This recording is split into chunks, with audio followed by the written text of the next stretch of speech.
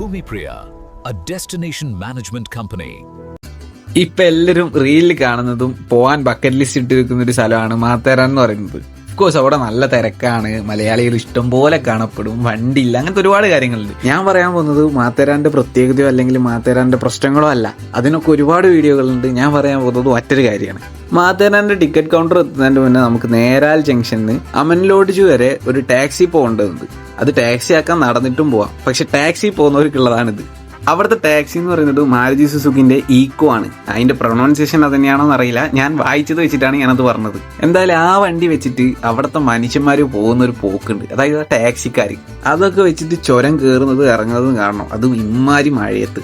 വണ്ടർലയിൽ പോയി കയറുന്ന റൈഡിനേക്കാളും അടിപൊളിയായിട്ടാണ് ഇതിൻ്റെ അകത്ത് കയറിയ എഫക്റ്റ്. അങ്ങോട്ട് പോകുമ്പോൾ കാഴ്ചകൾ കാണാൻ വേണ്ടി ചാടി കയറി ഫ്രണ്ടിലിരുന്ന സക്കീർക്ക് തിരിച്ച് ഇങ്ങോട്ട് വരുമ്പോൾ ചാടി കയറുന്ന ജിബിനും ഒരേ സ്വരത്തിൽ പറഞ്ഞു, വേണ്ടായിരുന്നു, കയറണ്ടായിരുന്നു. കയറുന്നതിന് മുന്നേ ഡ്രൈവർ പറഞ്ഞു സീറ്റ് ബെൽറ്റ് പ്രോപ്പറായിട്ട് ഇട്ടോളാൻ, അതുപോലെ തന്നെ മനസ്സറിഞ്ഞൊന്ന് പ്രാർത്ഥിച്ചോളാൻ അവിടെ എത്തിക്കാൻ വേണ്ടിയിട്ട്. ആദ്യം ഞങ്ങൾ വലിയ കാര്യമാക്കി എടുത്തിട്ടൊന്നുമില്ല, പക്ഷെ വണ്ടി ഓടി തുടങ്ങിയപ്പോഴേക്ക് ഞങ്ങളുടെ മട്ടും ഭാവവും മാറി.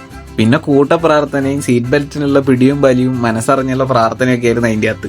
ആദ്യം പാട്ടിടാൻ പറഞ്ഞവന്മാരൊന്നും പിന്നെ പാട്ടും വേണ്ട കൂത്തും വേണ്ട, എങ്ങനെയെങ്കിലും ഒന്ന് മുകളിലെത്തി കിട്ടിയാൽ മതി എന്നുള്ള പ്രാർത്ഥനയായി. മുകളിലേക്കുള്ളത് മാത്രമല്ല കേട്ടോ, താഴോട്ടുള്ളത് ഇതേ അവസ്ഥ തന്നെയാണ്. അതിൻ്റെ അകത്ത് മുകളിലേക്കുള്ളതാണ് കുറച്ചുകൂടി അഡ്വഞ്ചർ ആയിട്ട് തോന്നിയത്. അവര് ഹെയർ പിൻ വളവെന്നൊക്കെ ഓവർടേക്ക് ചെയ്യുന്നത് ഒരു ബോധമില്ലാത്ത രീതിക്കാണ്, അങ്ങ് കയറി പോയോട് തന്നെയാണ്. ഫ്രണ്ടത്തെ ഭാഗം ഓക്കെ ആയിട്ടുണ്ടെങ്കിൽ ബാക്കൊക്കെ എന്തെങ്കിലും ആവട്ടെ എന്നുള്ള രീതിയാണ്.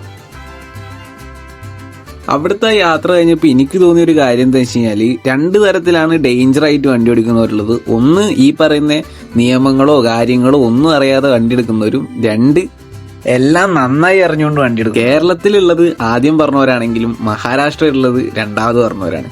ഇവർക്ക് നിയമങ്ങളും കാര്യങ്ങളും ഒക്കെ അറിയാം, പക്ഷെ അതൊന്നും മാനിക്കാതെ അങ്ങ് പോയൂടെയാണ്. ഇത് എന്റെ മാത്രം കാഴ്ചപ്പാടാണ്, എത്രമാത്രം ശരിയാണെന്നൊന്നും അറിയില്ല. എനിക്ക് തോന്നിയൊരു കാര്യം ഞാൻ പറഞ്ഞു എന്നേ ഉള്ളൂ. അപ്പൊ മാത്തേരാനിൽ പോകുമ്പോൾ ഈ ഒരു ഡ്രൈവിംഗ് എക്സ്പീരിയൻസ് ചെയ്യുക എന്ന് ഞാൻ പറയുന്നില്ല. അഡ്വഞ്ചർ എടുക്കണം എന്നുള്ളവർ എന്തായാലും ചെയ്യുക.